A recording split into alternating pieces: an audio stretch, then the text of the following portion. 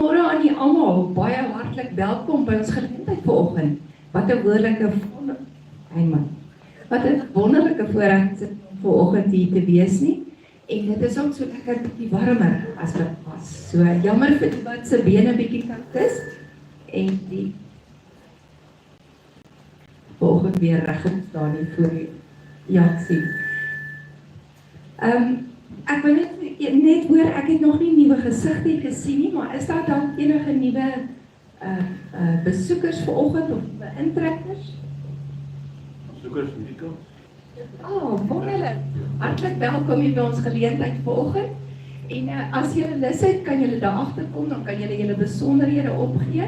Dan kan ons vir julle kontak as julle weer by ons kom kuier of by ons permanent inskakel. Fantasties. Goed, en dan ek sien geen kindertjies hier nie. Kindertjies seker almal reeds daar wat daar moet wees. Die jong mense, die jong disippels, hulle draai ook stokkies vanoggend. Maar ja, hulle klas gaan soos normaal aan. Dan wil ek net vra, as daar van julle is wat dalk nog nie julle kontak besonderhede opgegee het nie, ons het vorms daar agter, wat ons net met julle wil in kontak bly en dan ook ons WhatsApp groepe om alles te sirkuleer vir al die inligting wat jy nodig het om te weet ten opsigte van die gemeente. Dan ons mense wat, ons het vreeslik baie mense wat swaar kry, wat deur siekte getuister word, aan operasies gehad het en al die dinge. Weet asseblief, ons dink aan elkeen van julle en ons dra julle almal op in gebed.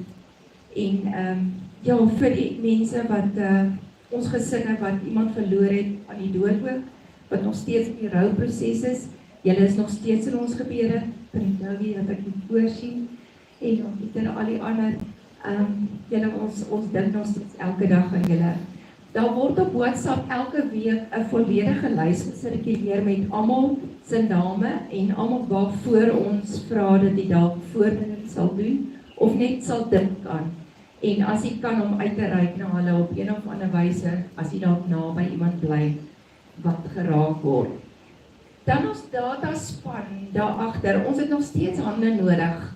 As daar nog iemand is wat voel hy is geroepe om betrokke te raak, dis maar om die toerusting uit te pak, te help met die toerusting, veral met klank opstel. Weet almal ons het 'n hele werkie in die oggend, ons kom lekker vroeg by mekaar. Maar ons het nog so 'n hand of 2 nodig, as daar van julle is wat geroepe is daartoe, kom maak gerus 'n draai by ons agter om aan te meld. Dan terwyl ons praat oor die data en die toerusting, vanoggend se offergawe, se lofoffer, word dan ook aangewend om ons projeksies uit te brei met die opname van ons eredienste en die uitsendings. So die lofoffer word dan sal aangewend word om te help met die aankoop van die betrokke toerusting wat ons nog benodig. Want soos jy weet, sukkel ons so 'n bietjie party daar met die Facebook, almal is nie op Facebook nie. En ja, ons wil dit graag streamline en mooi deurstuur. Dan het ek nog 2 datums wat belangrik is.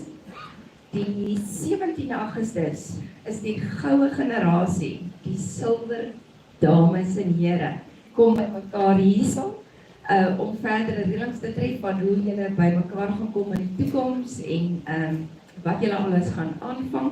So asseblief, die wat nie was by die eerste besprekingsdag nie, julle is meer as welkom.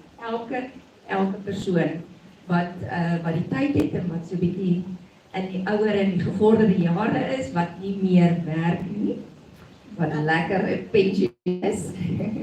Asseblief die 17 Augustus, maak 'n knoop in die oor met hulle. Dan het ons doopgeleentheid, die 7de September, as jy weet van iemand wat graag wil doop, laat hulle asseblief met Dominee Kobus in aanraking kom. Ons het ook 'n volwasse doopgeleentheid die Sondag daarna, die 14de September. Vir enige iemand wat voel dat hy dalk weer gedoop wil word, of weet van iemand wat graag groot gedoop wil word, kontak asseblief vir Dominee Kobus in verband daarmee. Dan dink ek dis omtrent die hele storie. 24ste. Dankie Dominee. Die 24ste Augustus is ons belydenis van geloof vir die jong mense. Wat 'n besonderse geleentheid gaan dit nie wees nie. In ons klein gemeente wat ons is om ons belydenis kindertjies te hê. Mag jy 'n wonderlike geseënde erediens beleef vanoggend. Mag jy stil by die voete van die Here en hoor wat die Here vir u wil sê. Kom ons geniet elke oomblik.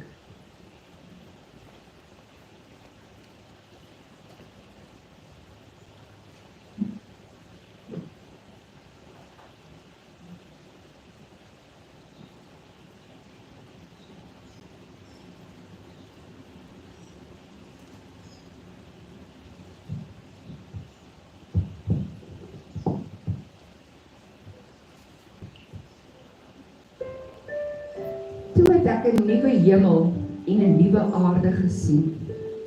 Want die eerste hemel en die eerste aarde het tot niet gegaan en die see bestaan nie meer nie. En ek het die heilige stad, die nuwe Jerusalem van God af uit die hemel sien neerdal. Sy is gereed gemaak, soos 'n bruid wat versier is vir haar man. En toe het ek 'n harde stem van die troon af hoor sê, kyk, God se woonplek is by die mense, en hy sal by hulle woon. Hulle sal sy volke wees, en God self sal by hulle wees, as hulle God. Hy sal elke traan uit hulle oë afdroog, en die dood sal nie meer daar wees nie. Ook nie die rou, of 'n gehuil of pyn sal meer bestaan nie. Want die eerste dinge het verbygegaan. Hy wat op die troon sit, het gesê, kyk, ek maak alles nuut. En hy het ook gesê, skryf neer dat hierdie woorde betroubaar en waar is. Verder het hy vir my gesê, dit is afgehandel. Ek is die Alfa en die Omega, die begin en die einde. Die wat dors is, sal ek laat drink uit die fontein van lewendgewende water.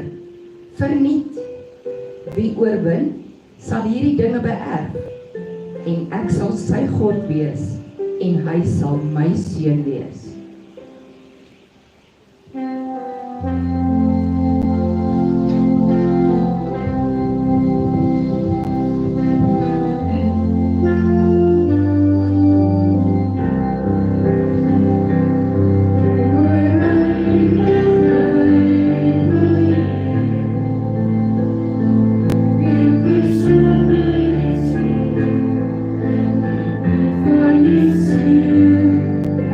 Stop.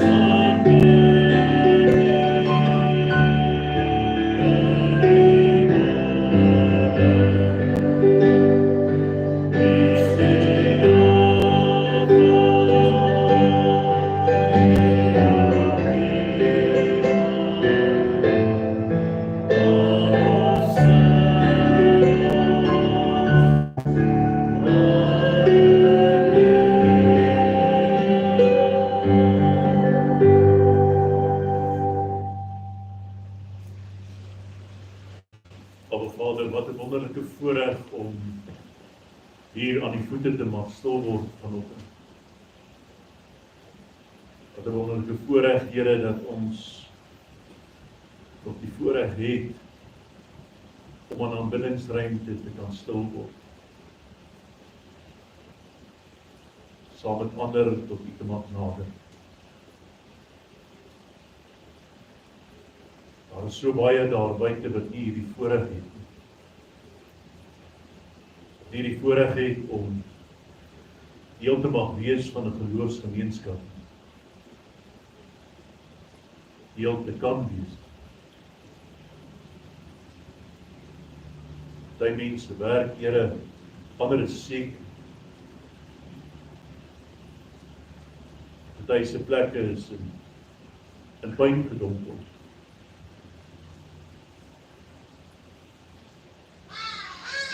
Dankie vir die voorreg, Here, om U te mag wees en ons dra hulle elkeen wat hierdie voorreg nie het tot op aan U. En ons weet almagtige dat U ook met hulle is, daar waar hulle is.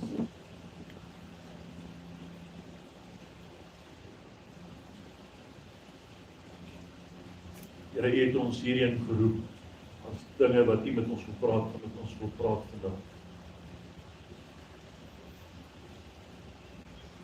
En hou ons in U teenwoordigheid deur die krag van U Gees. Want soms gebeur dit, Here, dat ons ontvlug, ons gaan na ander plekke toe. En dan is ons hier wegstap, ons nie gehoor of ontvang nie. Ek bid, Here, deur die krag van U Gees ook dat U ons sal help, dat die woord wat U met ons wil deel vanoggend, soos wat die woord ook vir ons sê, die onverrig sal terugkeer na U toe. Maar dat dit die grond sal maak waarop ons is, die saad in ons hart, en dat ons sal vrug dra deur die krag van U Gees. Help ons, Here, om te kan hoor wat U met ons wil praat vandag. Ons kom na U toe met 'n rein, opregte en eerlike hart. En dankie dat U ons ontvang in U ruimte. Die ruimte waar U nou is. Help ons, Here, om teenwoordig te kom. Teenwoordig aan U voete. Dat ons besef, Here, waar ons nou sit, wie met ons besig is en wie met ons besig is. Heilige Gees, ons bid dat U asseblief ons naby aan U sal hou. Maak ons attent waar ons nou sit.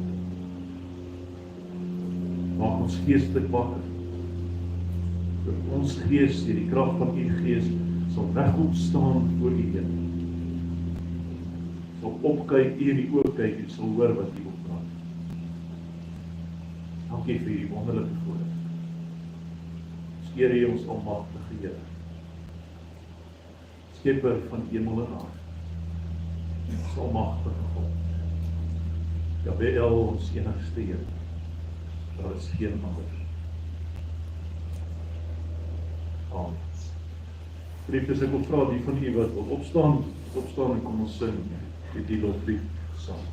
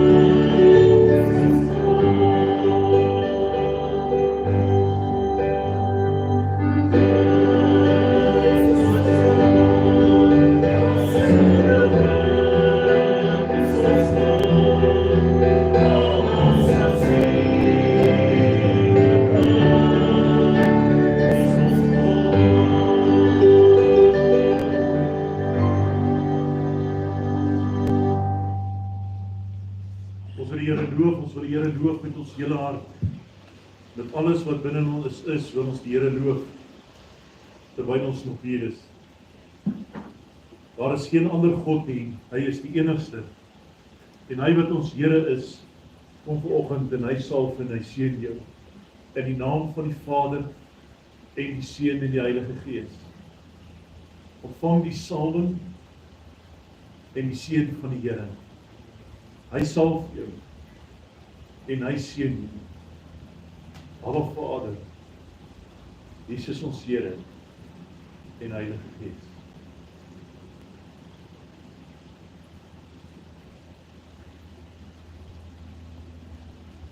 Amen. Ek kom maar sit vir u. Waar is jy daar?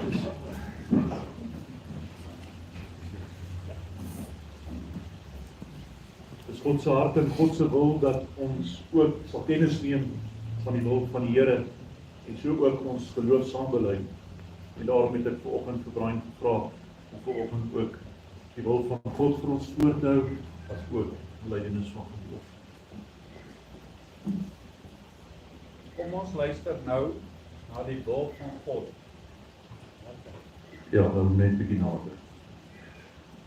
Kom ons luister nou na die wil van God, soos dit geskryf staan in Lukas 10 vanaf vers 25 tot 28.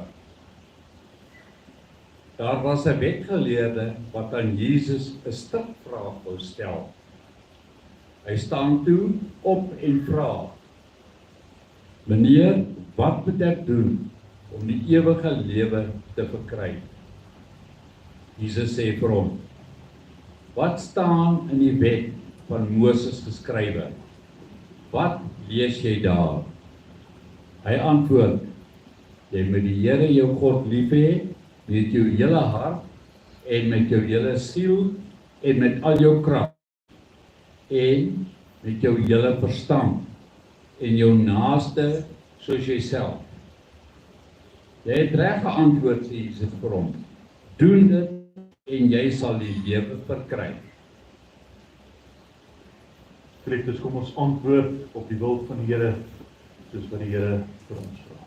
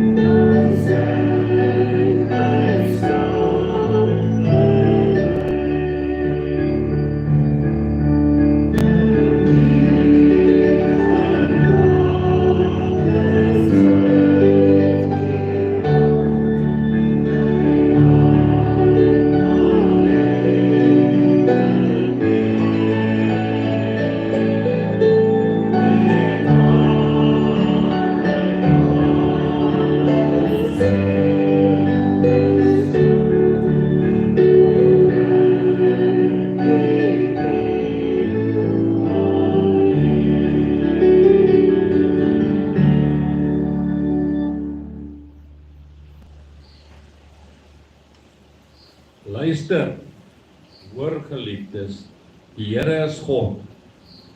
Hy is die enigste Here. Daarom moet ons die Here ons God lief hê met ons hele hart en siel en met al ons krag. So staan dit geskryf in Deuteronomium 6 vers 4. Kom ons bely nou ons geloof saam. Ons glo in een God, die almagtige Vader, die skepper van hemel en aarde, van alle sigbare en onsigbare dinge, die God van Abraham, Isak en Jakob, in een Here Jesus Christus, die enige gebore Seun van God ons Vader, voor al die eeue uit die Vader gebore, deur wie alles tot stand kom het.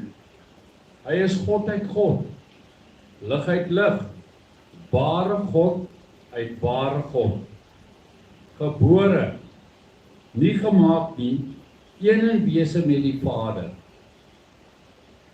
Hy het ter wille van ons mense en ons saligheid uit die hemel neergedaal en het deur die Heilige Gees uit die Maagd Maria vlees geword en mens geword. Onder Pontius Pilatus is hy vir ons gekruisig. Hy het gelei en is begrawe. Op die derde dag het hy uit die dood opgestaan en het na die hemel opgevaar.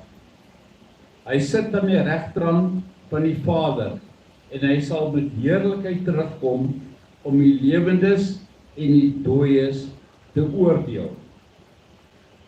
Aan sy koningskap sal daar geen einde wees nie. Ons glo in die Heilige Gees, self ook God, wat die Here is en lewend maak. Hy gaan van die Vader en die Seun uit, en hy word saam met die Vader en die Seun aanbid en verheerlik. Hy spreek self tot ons en spreek tot ons deur sy woord. Ons glo aan een heilige geloofsgemeenskap, gebou op die leer van Jesus Christus ons Here, die hoeksteen en fondasie van ons lewe. Ons bely een doop tot vergifnis van ons sondes, die ons Here in die naam van die Vader, Seun en Heilige Gees. Ons verwag die opstanding van die dooies en die lewe na die dood, soos ons Here dit gee aan die wat in hom glo. As huisgesin van God, as individu en as Sionslig, bely ons liefde en getrouheid aan ons enigste Here en God, Vader Jesus, Heilige Gees. Amen. Baie dankie, Brian. Geliefdes, kom ons staan op, kom ons sing en antwoord op die belydenis deur die pragtige en besondere lied. Heilige Lamp van God.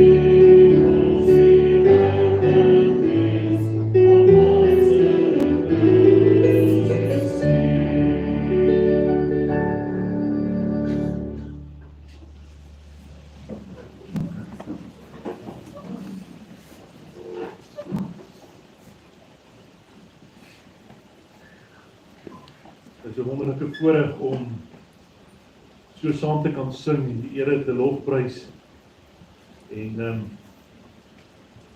van harte ook te kan bely soos wat die Here dit vir ons deur die sangkoor doen. Absolute groot voorreg.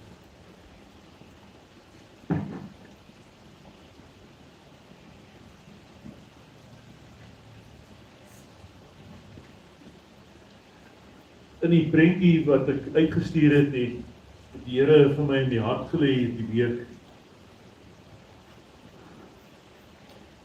Ek weet nie wie van julle het daardie projek by skool moes aanpak. Ek weet nie of dit 'n wetenskap, biologie of waaroor dit wees nie. Ons het nie sulke projekte op skool gehad. Dis kom ek nie weet. En as dit 'n wetenskap was, dan sal ek dit beslis nie. Maar in elk geval. Dis nou daai projekkie wat jy nou met die plastiekbottel of glasbottel wat jy nou verskillende lae klippe en sand en steenkool en laaste het jy nou water. Wat jy 'n waterfilter. Ek sien van die jonger mense skud hulle kop, so dit was definitief buite ons tyd. Ola, jy skud ook jou kop. O, ek het dit gemaak vir die kinders. O, okay. Maar dan gooi jy nou vuil water bo in. It's supposed to be daar skoon water uitkom onder. Nou ek wil so ding gemaak het vir vandag, het maar lief nie. Want my lak is gaan bruik water oor onder uitkom. Maar goed. Die Here wil ons elkeen reinig, geliefdes. Baie keer in hierdie lewe bly daar bruin water, vuil water inkom. Dit is soos 'n skoon rivier. Waar die stormwater afgevloei het en later kartel weer die silberskoon water onderstel. Ons land is dit nou nie heeltemal so nie, maar onderstel.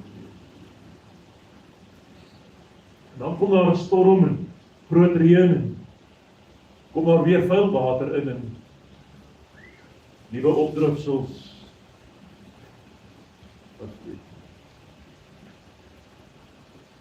Soos dit met ons elkeen se lewe ook.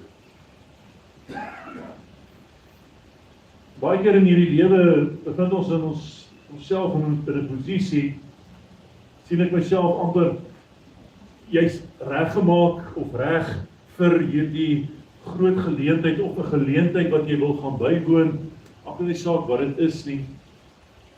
En dan, as jy by hierdie geleentheid kom, of dit nou 'n onderhoud is, en of dit net 'n glansgeleentheid is, en of dalk die eerste date, ek weet nie. En dan, as jy die kar uit klim, trap jy in 'n plaas modder, water.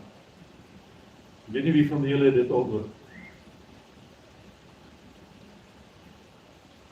Ek weet nie wie van julle het al dit oorgekom om in 'n chappie te trap.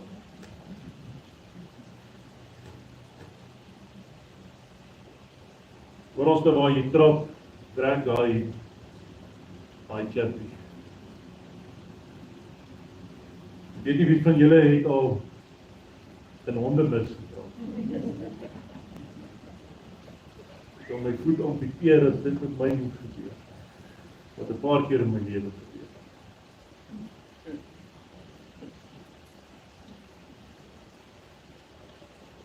In hierdie lewe gebeur dit dikwels dat wanneer dit goed gaan, daar baie keer ook slegte momente kom in jou lewe. Waar jy in daardie modderplaas trap, waar jy beland op 'n plek waar jy nie wil wees. En wat baie keer bitter ongemaklik is.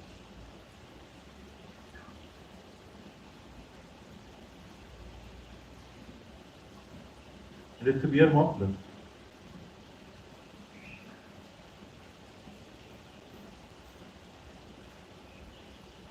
Amper of iemand baie keer vuil koue water oor die wind.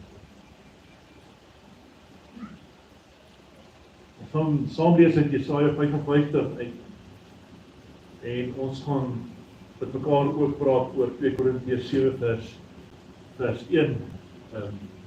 En jy kan die res van Paulus se gedagtes daar ook gaan later lees, maar dis hoe die Here dit in my hart gelê het.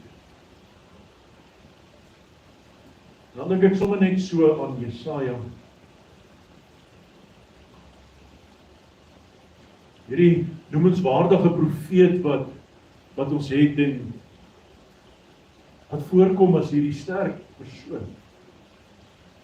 Maar vroeg in Jesaja, dan kom 'n mens agter, hy is nie so sterk nie, en hy twyfel op ons maar in homself. En daarmee saam het Jesaja ook nie 'n maklike job gehad nie. Jeremia ook. Daaroor al die profete, maar vanoggend lees ons saam uit Jesaja uit, en Jesaja het dit nie maklik gehad nie. Ons het altyd hierdie gedagte dat 'n profesie altyd mooi en presies en waar is. En dit is ook so. Dit is ook so, en dit is baie spesiaal.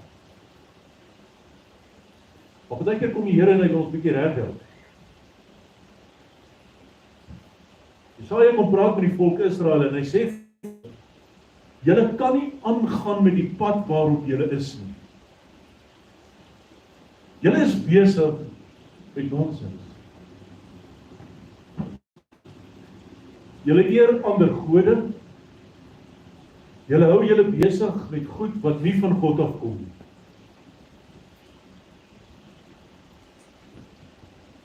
Hulle maak staat op ander dinge behalwe die Here.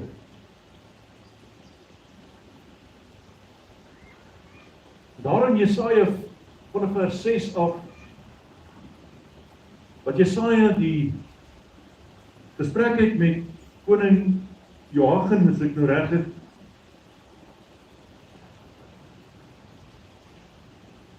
dan sê hy vir hom, julle moet julle lewe reg kry. Want julle dien nie meer God alleen nie, want die Assiriërs was aan die opbloei gewees op daardie stadium. Dit was 'n magtige volk gewees en hulle het die volk bedreig. En as onthou, hulle het hulle vir 'n baie lang tydperk wat hulle die volk gevange gehou het binne Jerusalem, waar hulle nie in en uit kon beweeg nie. Later hulle so gevange gehou het dat hulle later nie eens meer kos gehad het om te eet nie. Daar's baie gedeeltes wat daarna verwys en slegte goed wat daar gebeur.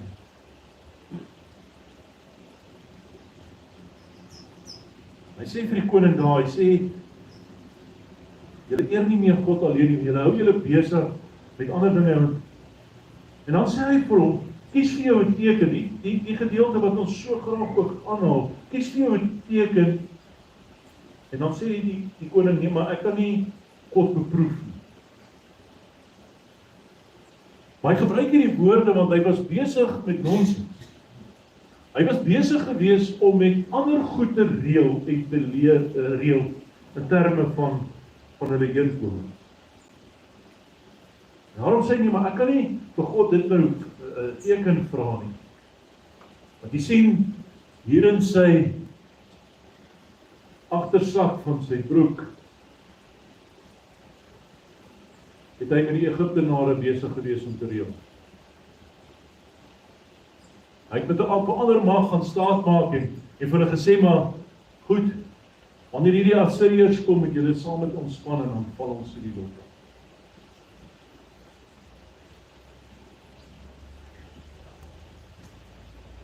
Dan waarsku Jesaja, hy sê, pas op dat julle nie verval nie. En ek weet, hierdie waarskuwing van Jesaja is 'n waarskuwing wat ook van God afkom, want hy sê vir Moses, daar waar julle gaan, Abraham, daar waar julle gaan, pas op dat julle nie verval nie. Pas op dat julle nie die knie buig voor ander gode nie.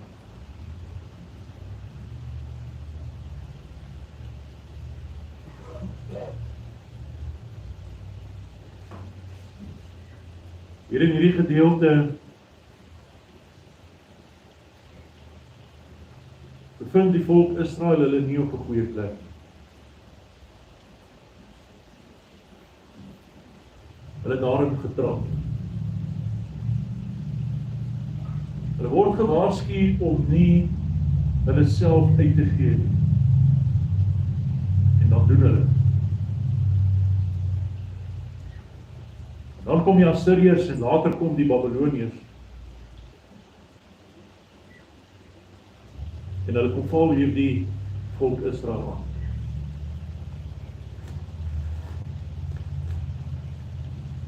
Dan word die volk Israel se hele lewe aan flarde geruk.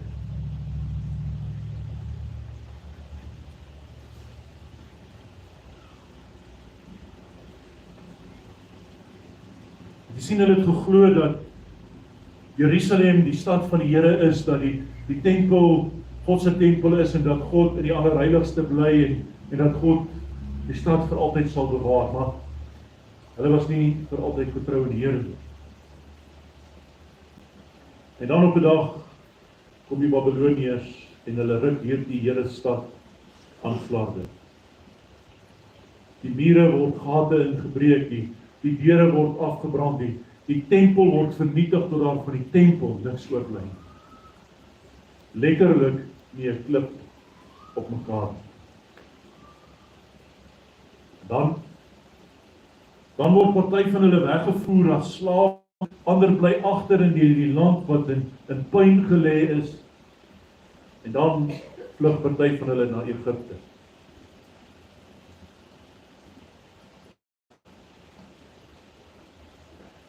En hier in Jesaja 55 bevind hulle op 'n plek waar hulle terugkeer na Jerusalem. 70 jaar was hulle in ballingskap. Toe hulle Jerusalem verlaat het, Judea verlaat het, was daar weinig oorgewees van hierdie stad. Rekreasies agter. En nou is dit 70 jaar later. Dit beteken dat van die mense wat weggevoer is, nooit weer kon terugkeer na Jerusalem nie, hulle het gesterf. Baie van hulle was nog miskien ongebore gewees en ander was dalk nog klein. En bevind hulle op die ouderdom 70, 80 of party van hulle 90 jaar. En ander is pas eers gebore en hulle keer terug na 'n land en 'n stad wat baie van hulle nie eens ken nie. En dan kom hulle in die stad aan. En dit lyk so 70 jaar gelede. Verwoes. Die ander wat daar gebly het bloot nie die vermoë gehad of die finansies gehad om hierdie stad te herbou nie. Die een het klomp het gebly in Babilonië as slawe, die ander het agtergebly in hierdie stad wat vernietig is. Blootgestel het, hierdie stad wat beskerming gebied het vir almal, se mure was in puin gelê, as jy gaan kyk na Nehemia onder andere. Nadat hulle teruggekeer het, van dit nog 20 jaar, voordat hierdie stad en die tempel herbou word. Nou in hierdie 70 jaar, wat party in Babilonië was, en ander in die stad agtergebly het, en ander na Egipte toe weggevlug het. Die wat in Babilonië was in slawerny gewees. Die wat in die stad agtergebly het, was blootgestel aan plundery en rowery en die misdaad wat in daardie tyd was, en die ander wat in Egipte was, nadat die Here hulle gewaarsku het en gesê het, moenie Egipte toe gaan nie, en tog so toe gevlug het hulle daar in 'n oorlog gaan bevind. Saam met dit, die wat in Babilonië agtergebly het, die Perse laat hulle vry, Kores. Dat beteken dat hulle was nog in 'n oorlog ook in daai tyd. So in hierdie 70 jaar, as u vat, baie van u wat 70 en plus is, ek wat 55 is, die 10 jaar is, wat het jy al alles beleef in jou tydperk hier op aarde? Wat het jy alles al ervaar? Wat is jou belewennisse van hierdie lewe? Die mense wat tussen 70 en 100 jaar oud is, wat is hulle ervaring? Broodgriep, droogte, depressiejare, finansies, verdrukking, die pad is nie altyd maklik. En so bevind ons ook in vandag se tyd, hier waar ons sit, met dinge wat ons lewe beïnvloed. Vuil water wat dikwels in ons lewens inspoel, vuil water wat ons self verantwoordelik voor moet wees. Dinge wat ons aanpak, dinge wat ons doen, wat God nie eer nie. Wat ons nie eer nie. Wat wie jy werklik is nie eer nie. Dinge wat ons doen, wat ons self verantwoordelikheid voor moet vat, wat ons geestelik van binne en van buite vuil maak. En dan is daar die goed wat ons lewens beïnvloed, dinge wat met ons gebeur. Dinge wat ons baie keer nie self verantwoordelik is voor. Ja, geliefdes, het 'n invloed op ons elkeen. 'n Groot invloed. Hierdie invloed is so groot dat dit ons menswees baie keer kom besoedel.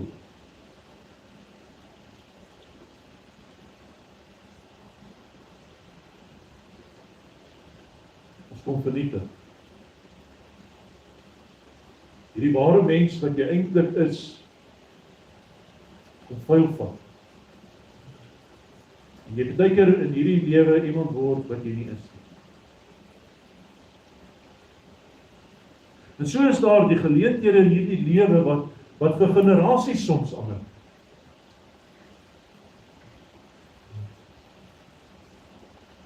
Maar dinge wat gebeur het, van die een geslag na die ander geslag oorgedra word. Ek dink sommer maar net aan die Palestynse oorlog. Oorlog wat al van die Bybelse tyd af daar is. Daar is mense wat in daai areas bly wat letterlik geen vrede ken nie. Daar's mense wat daar bly wat nog nooit 'n huis gehad het. Wat in pyn gelê is. Kinders word gebore in 'n gebroke stad, hy gaan dood in daardie gebroke stad op sy. Al wat oorbly en waarin hulle groot word wat hulle ken, is hierdie flinterplek. Dan probeer hulle 'n bietjie herbou en dan sit daar 'n slim ou wat 'n knoppie druk en dan bom hy weer alles stukkend wat jy opgebou het. Wat ons gebeur, elkeen van ons gebeur in ons lewens op. Ons probeer herstel, ons probeer opbou, ons probeer gesond word, ons probeer regkom. Baie van ons geliefdes sit met 'n oorlog binne in ons wat al woed vir jare. Oorlog wat aan die gang is. Wat soos 'n koffievlek op jou nuwe wit hemp op blouse gaan sit. Weet nie wie van julle het al koffie gemors. Net voor iets belangrik. Net voordat jy werk. Daardie pen wat lekker in 'n ou se binnesak het. Weet jy wie het al 'n pen gehad wat gelek het in 'n pennesak? Dit vermors alles. Genade tog as jy daai pen alles blou of swart, rooi, jy probeer dit afkry en dis mors. Partykeer is in hierdie lewe daardie ding wat ons intrap. Beland, sukkel om vry te kom daar.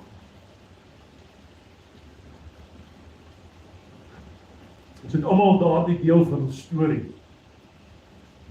wat oor jare kom en wat is daardie deel van ons storie wat baie keer met ons in die nou gebeur. En die reperkusies daarvan vir jare aanhou. In Jesaja 55 kom die Here en hy sê, kom almal wat dors is, kom na die water toe. Selfs ook die wat nie geld het nie, kom koop, kom eet. Ja, kom, koop sonder geld. Sonder om te betaal wyn en melk. Wat beteken dit? Die Here roep ons nader. Hy roep ons nader in 'n tyd wat baie keer dor, vuil en waar ons verlore voel. In 'n toestand wat ek en jy verkeer. Hy sê kom koop sonder geld.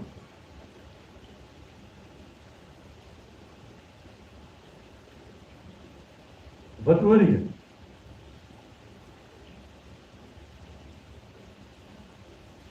Die Here nooi om in te koop. In te koop in hom. Te belê en vertroue in hom.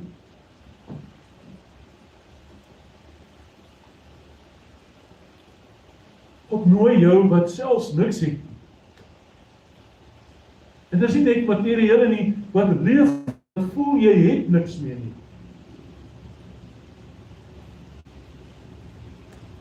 Vry en nader te kom tot die Here. Tot hom te nader, al voel jy leeg binne.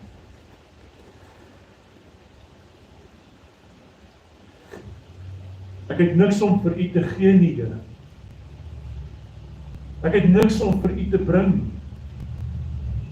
Want jy is nie niks nie. Jy is nie niemand. Jesaja het in die begin van sy lewe ook so gevoel, Here, hoe? Dit kan tog nie erg wees nie. Roep nog voordat jy voor is.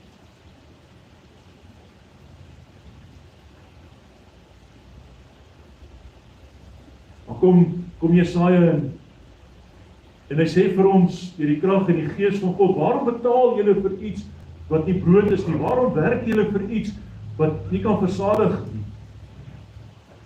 Luister aandagtig na my, sê die Here, sodat julle kan eet wat goed is en versadig kan word van net die beste.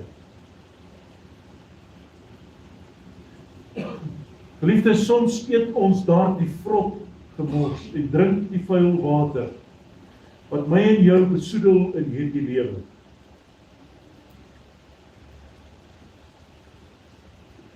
En baie keer word ons verlei deur ons eie begeertes, ons eie doen en lates. Baie keer beïnvloed ander se dade.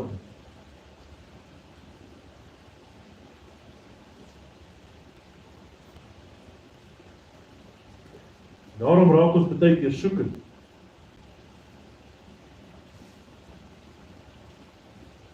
Word ons honger nie gestil nie, en ons dors nie geles nie, want ons soek op verkeerde plek. God roep my en jou nader, geliefdes.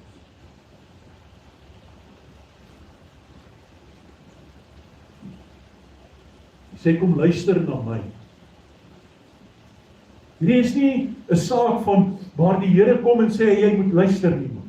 Hey, hoor dan, jy moet luister. Hy sê, hoor wat ek vir jou sê. Hoor wat ek met jou praat. Hoor die dinge wat ek in jou gedagtes wil hê.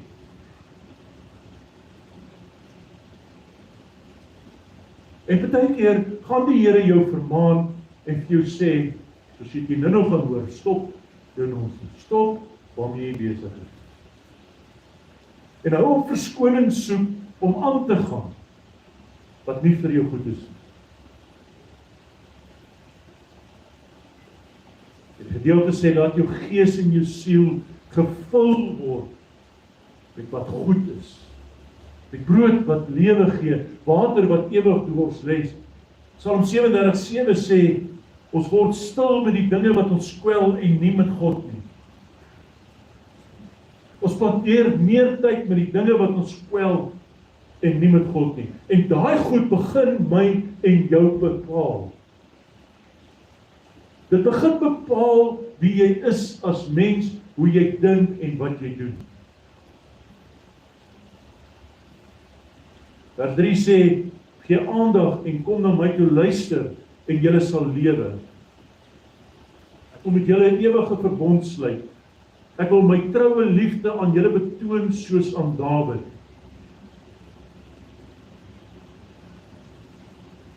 Kom na my toe, sê God.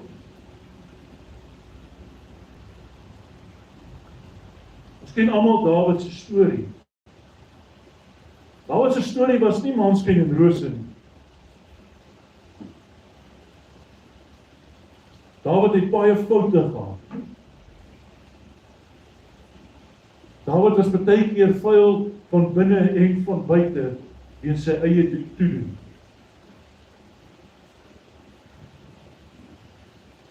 Dawid het baie keer geluister na sy eie donker begeertes.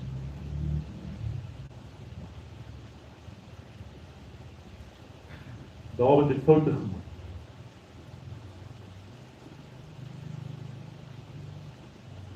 Dis Dawid wat vir ons kom sê ook, in die donkerste gat wat jy insit, is dit die Here wat jou hand vat en jou lei. Al gaan jy deur 'n dal van doodskade. Dis hierdie einste Here wat jou ook sal lei na vrede en rustigheid. Dis hy wat jou sondes vergewe en reinig van alle ongeregtigheid.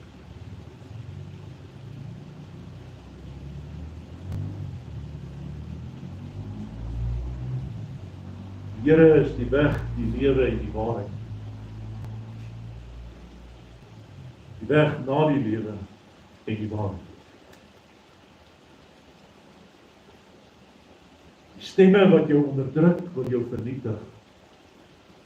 God wat by jou laat leef.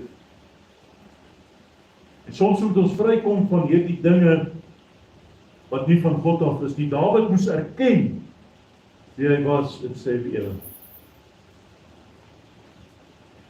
Vers 4, ek het hom 'n getuie gemaak vir volke, 'n regeerder en 'n gebieder van volke. Ons sit jare later hier en ons luister na verhale van, dis Hebreërs dit beskryf, geloofshelde. Maar geloofshelde wat sy voete ook mag ontlei was. Dawid was die getuie en leier wat aan die Here vasgehou het, selfs in sy struikeling.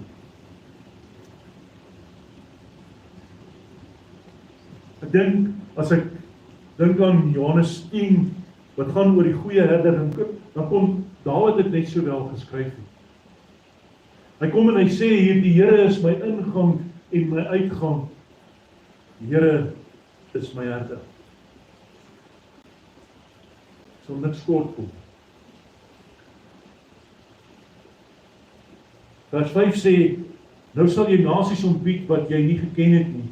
Die nasies wat jou nie geken het nie, sal na jou toe hardloop ter wille van die Here jou God, die Heilige van Israel, omdat hy jou in eer herstel het.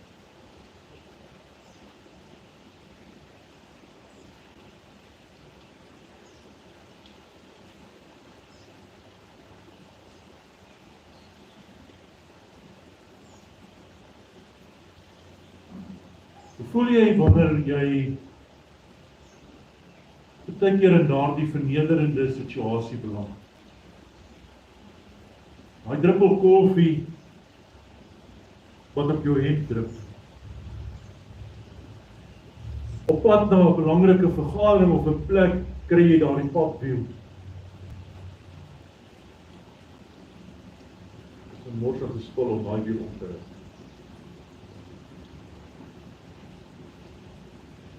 Voordat jy weet, is jy vuil. So is daar ook dinge in hierdie lewe wat met my en jou gebeur. Dinge wat ons diep verneder laat voel. En partykeer sonder aanhou om jou te verneder, male sonder taal. Jy vertel jy is nie waardig nie. Jy vertel jy is nie goed genoeg nie. Jy totaal en al diskrediteer. In hierdie lewe sit ons elkeen partykeer in hierdie, ekskuus vir die Engels, abusive verhouding. Maar die lewe kom en ons pimpel en pers slaan. Jou aanrand, jou breek.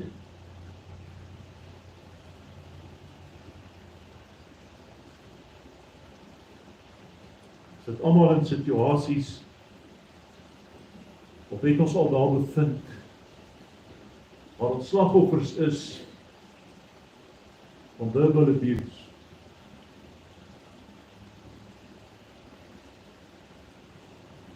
Die verskil tussen fisiese abuse en verbal abuse is, fisies sien jy die merke, verbal lê aan die hand.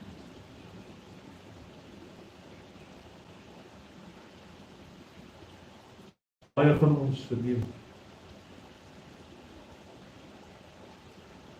Ons huisgesinne sit mans en vrouens langs mekaar wat stikkend is. Hulle praat wat dit skaam.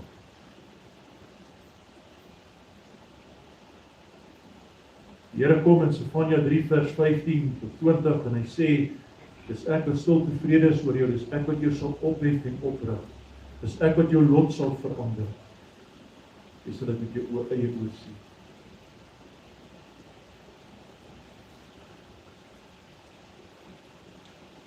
Hierdie vers 5 het vir my besonder baie beteken.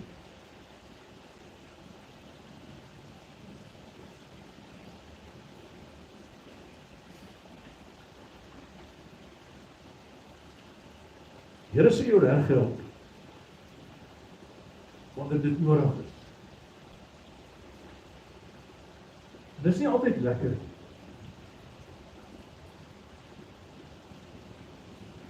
Maar is goed. Deuteronomium 8 sê, as jy jou reg help soos 'n goeie vader en jou bring op die plek waar jy moet wees. En partykeer is dit nie lekker om te hoor, wat ook praat ek met kan nie taal. Druk jou reg, Jakobus. Druk jou reg. Om jy besig is, besig om jou af te breek. Ander kere luister ons na die stemme van hulle wat jou nie roep nie.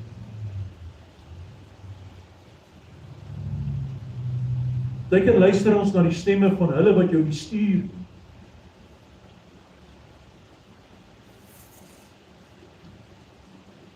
Al behalwe wat hulle het is om jou af te breek en jou te verkleineer en jou onwaardig te maak. En dan luister ons na daai leuns. Luister dan. In plaas daarvan om na God te luister wat jou wil herstel.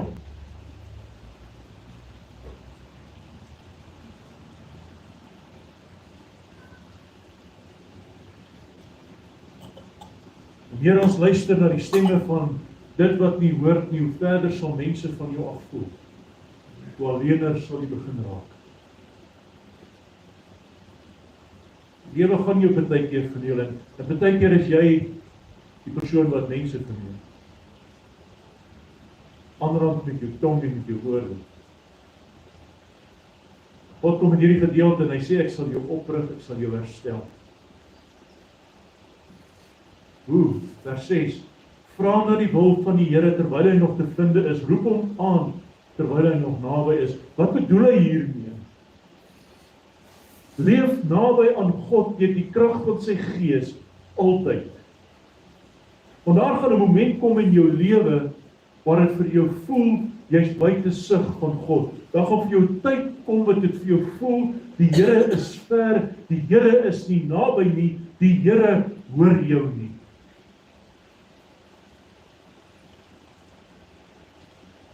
Partykeer gaan dit vir jou voel, jy self is te ver van God af. Ek kan nie lees nie, ek kan nie bid nie, ek kan nie met die Here praat nie.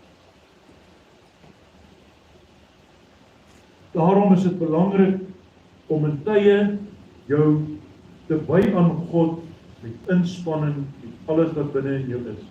Want dis juis wanneer dit met jou swaar gaan, wanneer daardie tye in werking kom. Ek sê vir baie geliefdes wat in verhouding staan. Daar's een saak wat in jou hart geanker moet wees, vir altyd. Die feit dat jy jou man liefhet, die feit dat jy jou vrou liefhet, en hulle moet daarvan seker wees. Want dit is juis in daai momente waar dit swaar gaan, waar jy seker is, my man se uitbarsting of my vrou se uitbarsting is van iets afkomstig wat in hulle lewe aan die gang is en dat hulle nie nou besig is om my te verlaat. Want jy sien die onsekerheid in die lewe maak ons wankel. Dit maak dat ons mekaar nie hoor nie, dat ons God nie meer hoor.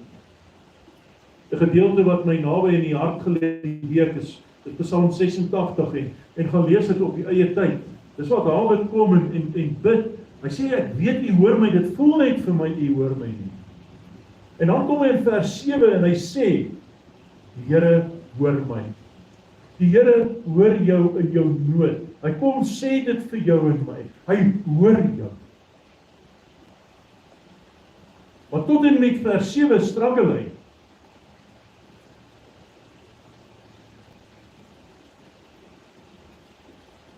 Soms kom die vyande in die lewe en kom druk jou ore toe.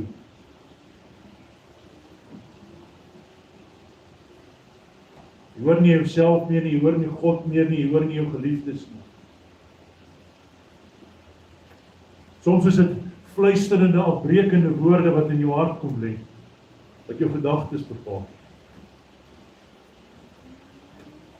Partykeer veroorsaak dit dat daar woorde uit ons hart en mond kom wat nie van God is. Vers 7 het ek nie eintlik eers nodig om nie oor iets te sê nie, ek gaan dit net vir jou lees. Goddelose, wat is 'n goddelose? Iemand wat nie binne in die hart van die Here leef en beweeg. Wat godlose dinge doen. Sê die goddelose met sy verkeerde pad laat staan, die slegte mens, sy slegte planne. Hy moet hom tot die Here bekeer. Dan sal hy hom genadig wees. Hy moet hom tot God bekeer. Hy vergewe altyd weer. Broer en sussie in die geloof. Of dit dinge is wat veroorsaak dat jy as mens verander het en op 'n bepaalde wyse lewe en dinge aanhang wat jy nie moet nie. En of dit uit eie keuse is. Slaan af op wat die Here vir jou sê vandag en bekeer jou tot God. Hierdie bekering is nie bekering soos wat ons dink dit is baie keer nie. Bekering is hier om jou te wend tot God en dat God jou alleen lei.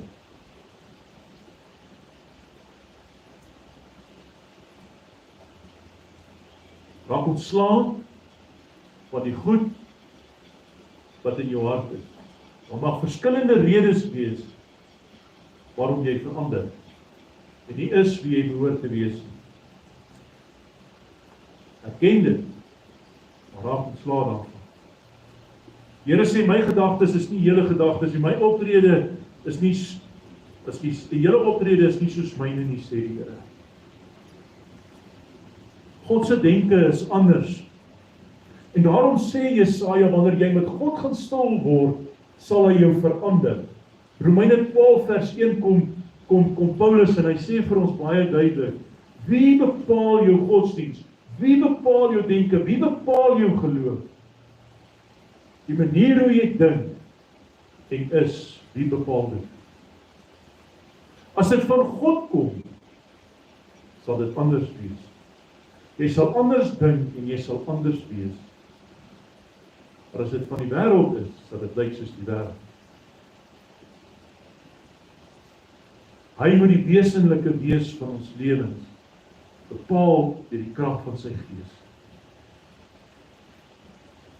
Soos die hemel hoog, vers 9, die hemel hoër as die aarde, en soos is my optrede verhewe bo julle optrede, my gedagtes bo julle gedagtes. Ek hoop u begin dit nou te hoor.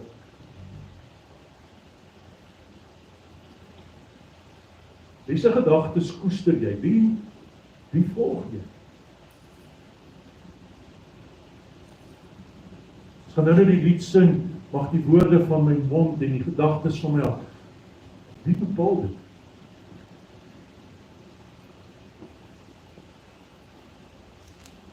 Weet jy, geliefdes, baie keer gaan jou in daai oorlog vind vir jou lewe lank. Maar wie bepaal hoe jy die oorlog hanteer?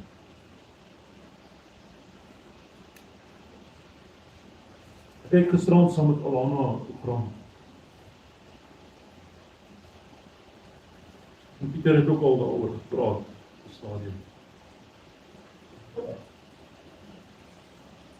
En hierdie vrou sê,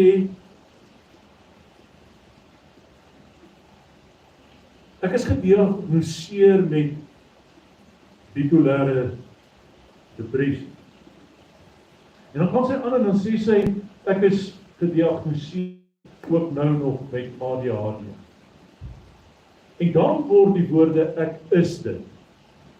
Dis 'n diagnose, dis nie wie jy is.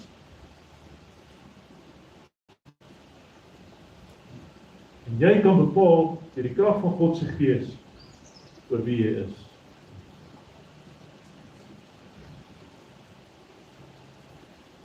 Jy is disleksies. Dis nie wie jy is.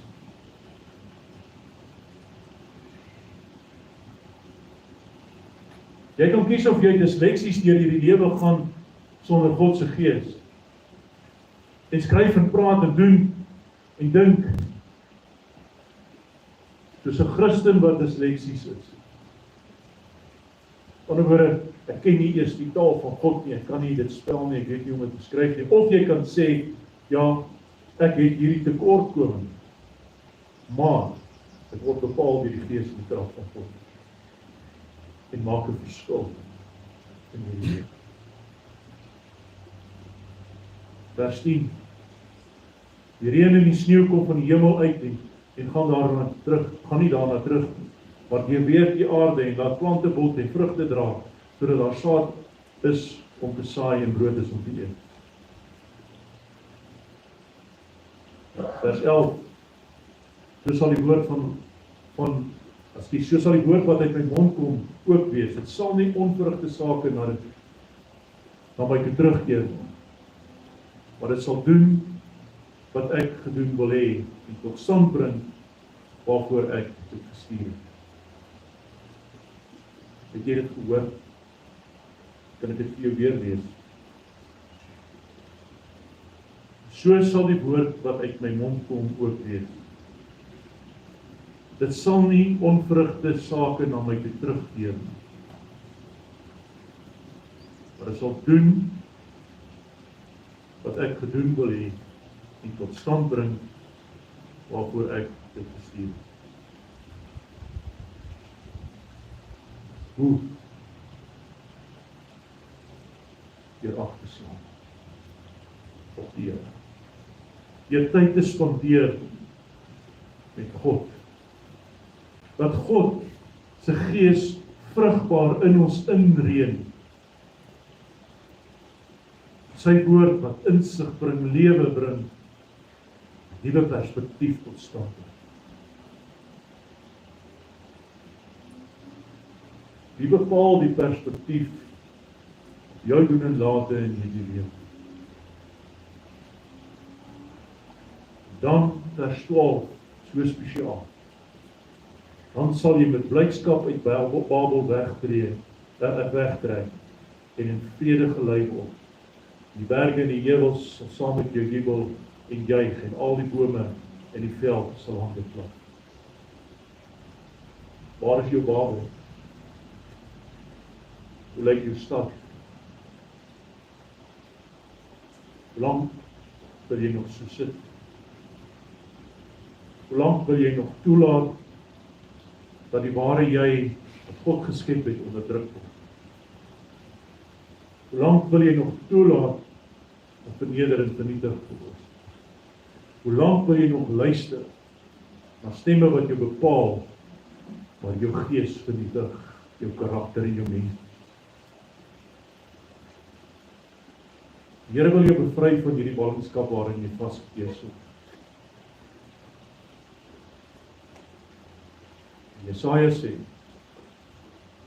die enigste manier is jy moet tot hom nader. En jy sal jou lewe en jou omstandighede waarbinne jy jouself bevind, anders te hanteer en daarin anders te wees.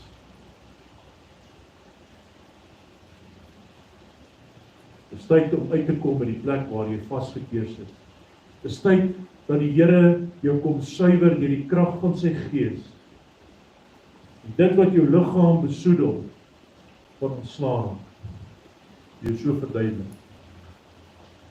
God se Gees is 'n opstandingskrag. Jy kan gaan kyk, hoor ons dit in die woord. Wil jy gesond word? Ja, tel op jou bedjie, gaan huis toe. Staan op waar jy is en gaan. Psalm 37:24, die Here sê, hy laat jou nie in die stof lê nie, hy tel jou op. Daniël 10.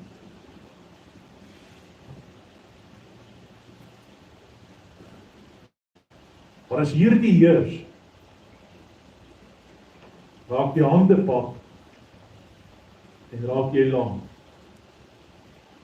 en kan jy niks. Maar as die Gees heers, sal die Gees in jou opstaan, God se Gees in jou opstaan en hy sal alles kom uitflash wat nie daar hoort nie. Van onder af op, ek dink sommer net aan Handelinge 3 vers 1 tot 7 waar Petrus en Johannes loop na die tempel toe en dan lê daar 'n man wat lê en wedel al vir jare. Sy gesin dra hom elke dag soontoe, dan sit hulle hom daar neer, hy moet wedel. En as Petrus en Johannes verbykom, dan vra hy vir hulle, het julle nie vir my iets nie? En dan draai Petrus om en dit al vry, hy sê, ek het vir jou niks nie, maar wat ek vir jou gee, of kan gee, is my hart. My liefde vir Here, en dan sê hy vir hom, staan op en loop, en dan kan die man nie opstaan nie, dan gaan hy na hom toe, en hy vat hom aan die hand, en hy help hom op, en dan staan daar so mooi. Dis hoekom dit 'n opstandingskrag is. Van sy voete af, deur sy enkels, deur sy knieë, het hy kon opstaan en jubel en dans in die tempel. Dis 'n opstandingskrag. Dis is 'n golf in die see wat alles uitspoel wat nie van die Here af is nie. Nie van die see af is. Die see spoel mos alles uit wat nie syne is nie. Alles. Plastiek, dooie vis, alles wat nie syne is nie. Alles wat dood veroorsaak, spoel hy uit. Dis wat die golf doen. Hy bars uit op die strand, die water filter deur die sand, die skoon water trek terug, die gemors bly agter. Dis wat God wil doen in jou lewe. Vir die wat wil. En dan sê die Here in Jesaja 55:13, in die plek van die doringbos sal daar sipres opskiet. In die plek van die dissels sal daar mirte opskiet. En dit sal tot eer van die Here wees en 'n blywende teken wat nooit vernietig sal word. Wat is die blywende teken wat nooit vernietig sal word? God in jou hart. God in jou hart.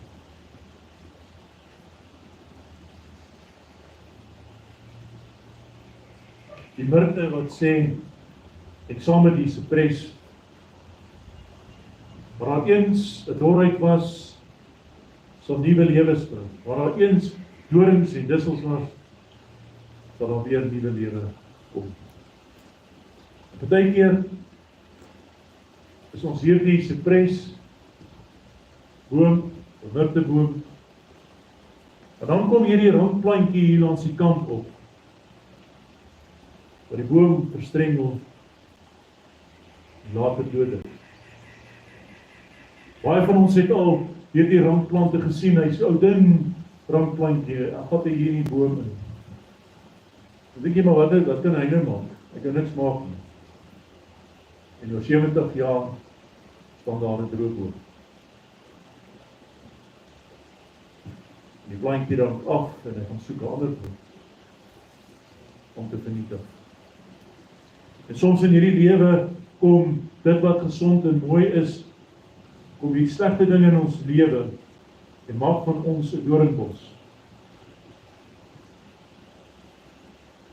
Waarby niemand kan naby kom nie.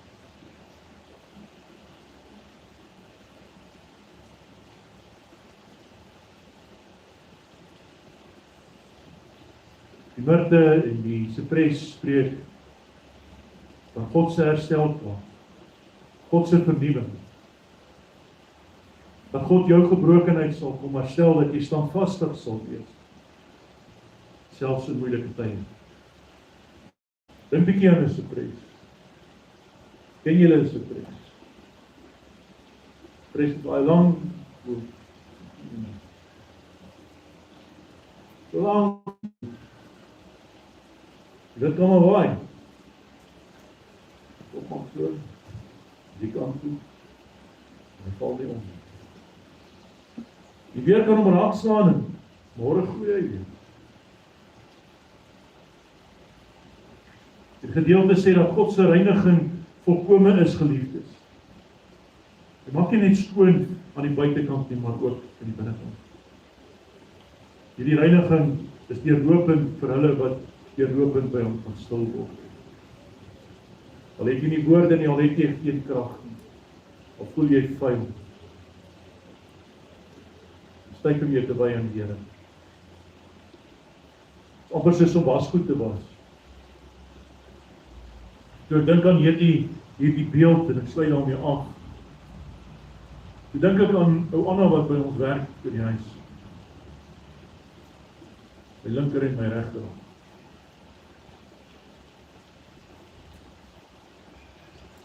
En soms gaan soek ons na moeilike antwoorde. Terwyl dit eintlik net eenvoudig is. En ek sien daar. Omdat sy was goed was. Ek is nogal nou een van daai wat nie eintlik wil nie, maar graag mors op my klere. Maklik. Nou, van daardie morsigheid sukkel ek om uit te kry. En as daar nou vet is op jou klere, vetdruppel gedruk het. Partykeer soveel meer. En dan koop ons wat allerhande goed, Vanish, wat is dit? Is dit Vanish? En Pledge, ons het nie op die stadium nie Pledge. Ek het dit al probeer uitstuin ook, met Jeep. Dit werk glad nie. Wat doen Anna?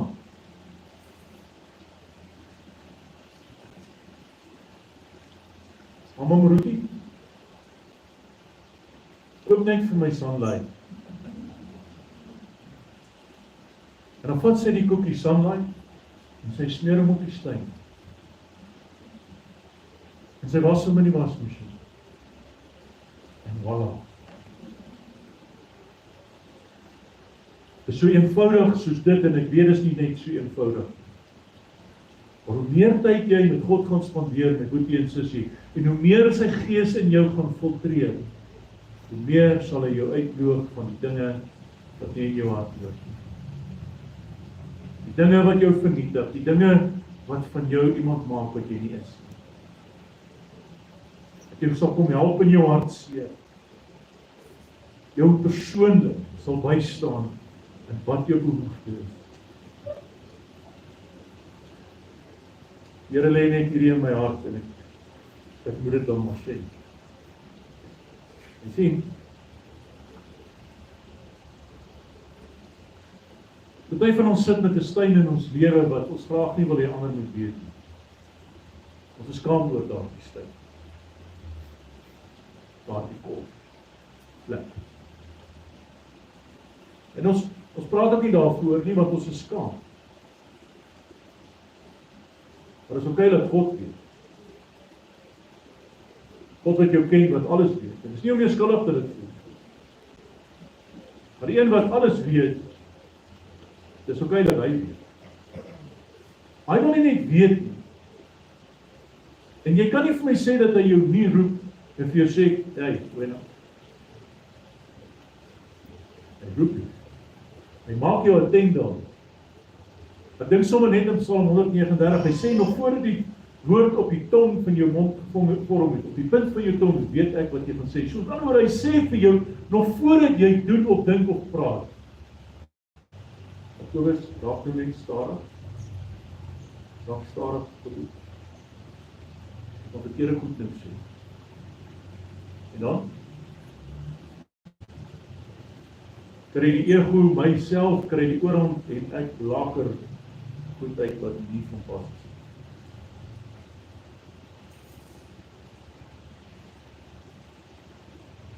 Tyd om na die Here te bekeer. 2 Korintiërs 7 vers 1 sê, geliefdes, hierdie beloftes is ook vir ons. Laat ons ons dan reinig van alles wat liggaam en gees verontreinig. En ons in gehoorsaamheid aan God, volkome aan God, aan hom toegewy is. Ons moet onsself laat reinig. Jy moet opreach. Here nooi jou. As jy nie gaan opreach nie, kan hy jou nie help. Want jy is nie in tune. Jy is van stasie af. Synbak.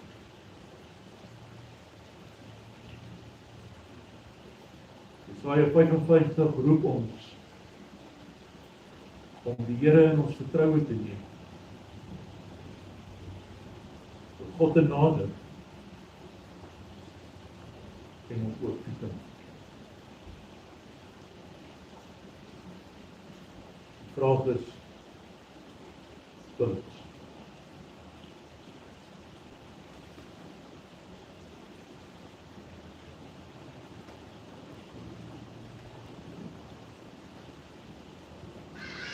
Ek dink terug aan 'n tyd in my lewe. Die skoolma sê ek was willer as die bondtyd in staat. Dis seker hè. Op 'n stadium het ek met iemand kwart nie oor die weg gekom. Dit het altyd vir my gevoel as ek hierdie persoon sien, ek wil eerder 'n klap gee as 'n groet. En dan bid ek. Daai tyd is net 2005 rond waar die Here my geroep het en hierdie is 'n so dis so in my skoen, 'n klipie in my skoen. Ja, en dan bid ek in die oggend vir die persoon. Here, verander sy hart. Verander sy hart. Verander sy hart. Later vra ek vir Here, hoekom verander hy nie sy hart nie? En hy sê, Here lê in my hart. Verander jou hart. En dan keer jy hom. Here stuur my met 'n opdrag. Daardie oggend gaan ek na hom toe en groet hom. Ek wil hom met 'n veer om te tik. En ek vra hom, Here sê vir my in my hart, jy moet vir hom vra hoe gaan dit? Ek wil nie eintlik vir hom vra hoe gaan dit. Maar gaan, groet hom en ek sê vir hom, môre hoe gaan dit? Flabbergasted het hy die eerste woord gesê, maar goed, ek sê ook al. En later van tyd, hanteer ek hom met respek en op 'n besondere manier en opreg. Dit is baie belangrik. Daar's te veel feit mense in hierdie wêreld. En ek hanteer hom opreg, so moeilik as wat dit is. En eendag roep hy my, nie, hy kom na my. Hy kom na my toe en hy sê vir my, Kobus, hoekom hanteer jy my anders? As wat jy altyd doen. Ek sê, want God het my gesê. En hy sê vir my, ek wil net vir jou baie dankie sê. En ek sê vir hom, moet nie vir my dankie sê. Sê vir die Here dankie en hanteer jou mense anders. En dit het 'n verskil gemaak in hierdie wêreld. Deur die krag en die gees van God. Here roep jou geliefde. Here sit met jou pakkie by. Keer jouself uit hierdie krag.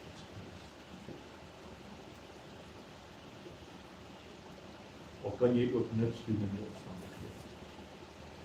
Jy kan alles doen, want jy is in en deur die. Amen. Dit is as deel van ons gebed. Ek vra dat ons bidend hierdie lied sal sing. Neem deur my hart en reinig my. Dan gaan ek ons bid en as antwoord op die gebed. So ons die woorde sing, mag die woorde van en die gedagtes van die gebed. Kom ons bid sing.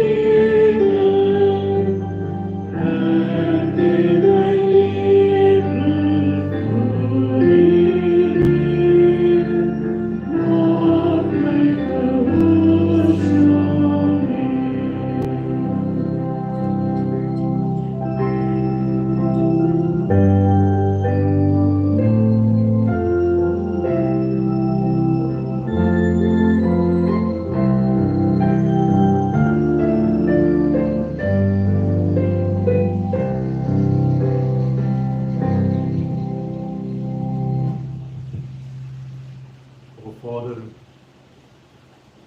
ons kan vra, luister en hoor ons gebed, Here.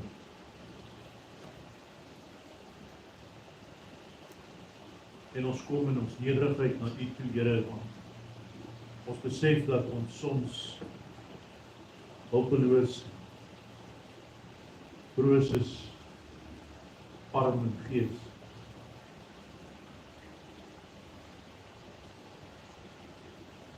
En ons bid, Here, dat U ons sal beskerm in die troue liefde.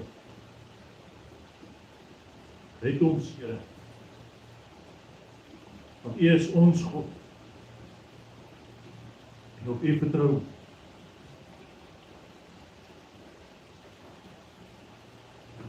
Wees ons genadig, Here. Ons roep dag en nag soms na U. Partykeer, Here, roep ons met ore wat toe is. Wees ons genadig, Here.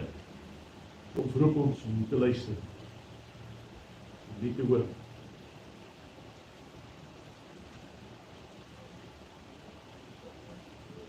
Hoor ons as ons ook vanoggend kom en weer met 'n blye hart aan U te hinker. U is ons Here, U is goed vir ons en U vergewe altyd weer. U is getrou aan hulle wat roep om hulp. Wat roep na U. Luister na ons gebed, Here, asseblief. Gee tog ag, smeek U. En Abba Vader, soos wat ons elkeen hier sit en hulle wat later inskakel of nou inskakel. Kom net hier, 'n moment neer, Here.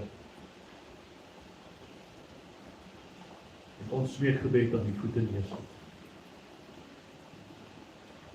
Ek wil hê soos wat jy hier sit en later inskakel, as daar iets is in jou hart, jy aan die voete van die Here nou wil neerlê. Jy dit ons sy voete neer.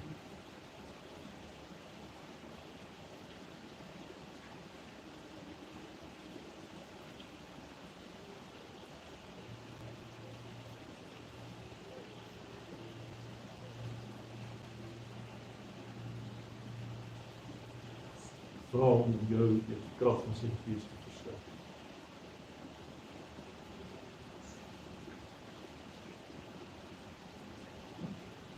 Dankie dat U ons gebed verhoor, Here. Daar is geen ander God nie, U is die enigste Here. Ons hele hart by ons self aan U. U liefde is ons groot. Mag U liefde in ons groot wees. Ruk ons uit by die dieptes van die dood, Here, dit wat ons geestelik vernietig. Dankie dat U barmhartig en genadig is en lankmoedig en vol liefde en trou. Sien die dienaar van geboorte af, Here. Gee ons krag en red ons, Here. Maak ons 'n voorbeeld van U goedheid. Sodat die wat ons aanval, Here, in gees en waarheid, weer die aftog sal plaas. En ons wat opstaan deur die kragvolle werking van U Gees. Die Gees, ons gees wat regop staan voor U. Dankie Abba Vader dat ons tot U kan nader. Mag die woorde van ons mond en die gedagtes van ons hart nou vir U aanneemlik wees. Maar nie net hier nie, Here.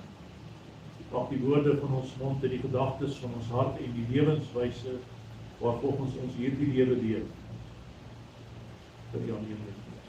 En as ons dit nou bid, hoor ons, Here, die erns waarmee ons dit bid.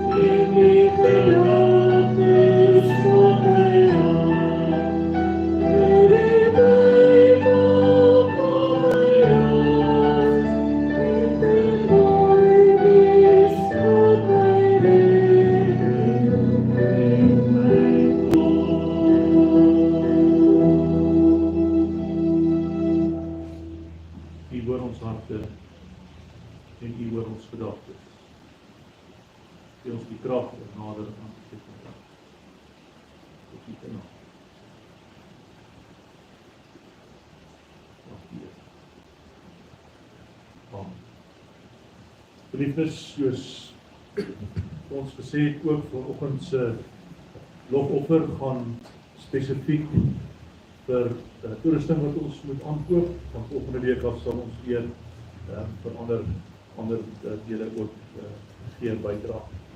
Baie dankie, kom ons sing hierdie wil terwyl ons die lofoffer opneem.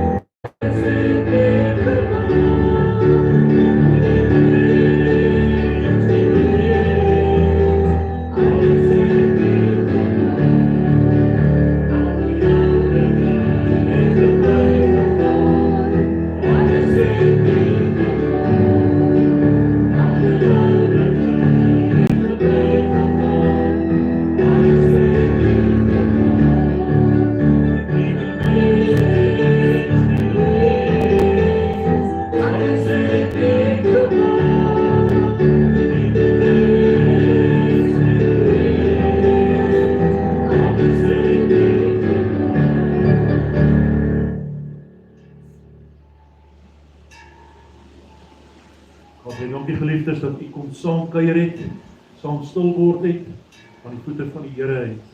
Maar God se Gees ons ook nou in hierdie dag verder lei. Ek wil ook vra, as daar van u is wat 'n behoefte het aan gebed, kan u net kom, en ons kan saam bid. Dan die 4 jong mense wat hulle geloof die 24ste wil bely. Ons Michelle, is dit jy? As jy hulle net eers op mekaar kry, ek wil net sien, wie kom na my toe, dan sal ek by julle ook later aansluit. Liefdes, kom ons staan op en kom ons sing tot lof van die Here en van ons seën ook van ons almagtige God, die Here van ons lewe, die skepper van hemel en aarde. Hy seën en salf. Ons staan op om van die salwe van die Here.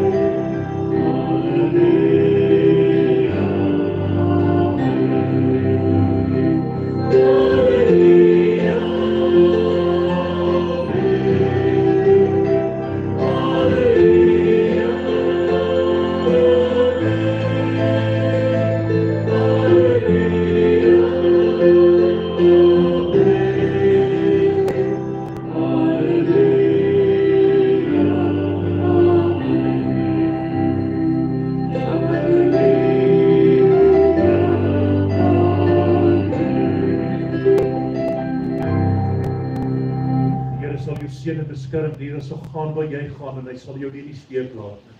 Die Here salf jou en hy seën jou. Gaan in sy vrede nader tot hom.